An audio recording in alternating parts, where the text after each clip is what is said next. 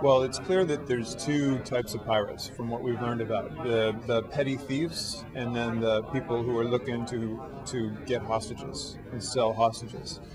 My big fear, petty thieves, as long as they don't come on violent, and we're learning some great things here today on how to potentially deal with petty thieves.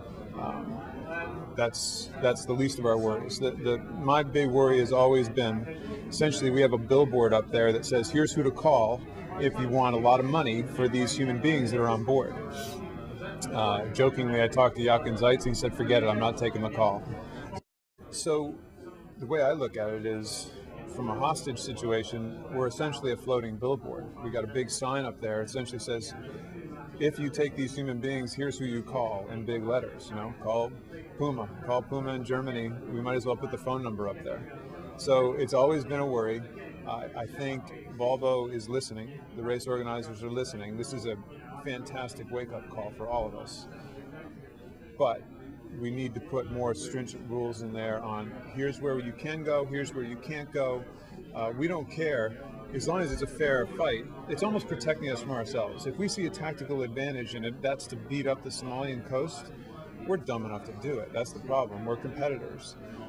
So we need to be protected from ourselves almost in a racing situation, and that is create buffers around potential hotspots and just don't go there. Simply don't go there. Well, that's a good question, and that's something that we haven't, our team at least hasn't spent enough time on leading into this race, and that's one of the best reminders that we've gotten here today, and that is, in case of a broken whatever on the boat, where can we go? So we're going to have to assess that, and hopefully with Volvo's help, we'll be able to come up with some ports of call that are safe to go into, that we can not only we can get into safely, anchor more safely, but also get our crews in to help out and assess damage or fix the boat. So that's been a very good wake-up call for me.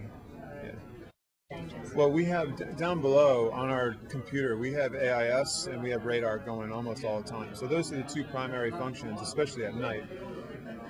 We're going to go back and we'll have a meeting amongst our whole crew, and we'll go over all these details that we've learned today, all the helpful hints and all the potential problems and all the potential solutions, just so everybody understands what we're getting ourselves into and how to deal with it in certain things, in all the different categories of potential either terrorism or hijacking or petty theft.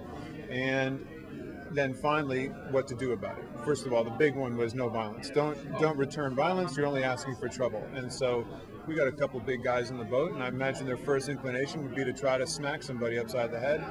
And there's been a couple incidences in our sport. Unfortunately, Peter Blake may have paid the ultimate price for having a gun on board. That's been talked about. Do you even bring a gun on board the boat? And the answer to me is very clearly, no way. Don't do it. You put your hands up, take what you want. Hopefully they don't want to take people, and off we go. So I'll tell you, this is something that I've never had to deal with in my sporting life.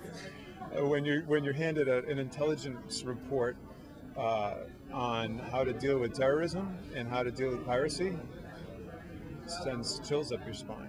So the life at the extreme has just taken yet another extreme jump in what potentially can happen, and hopefully this is all for naught, and there's no reason even to deal with this stuff. But it's good to be thinking about it.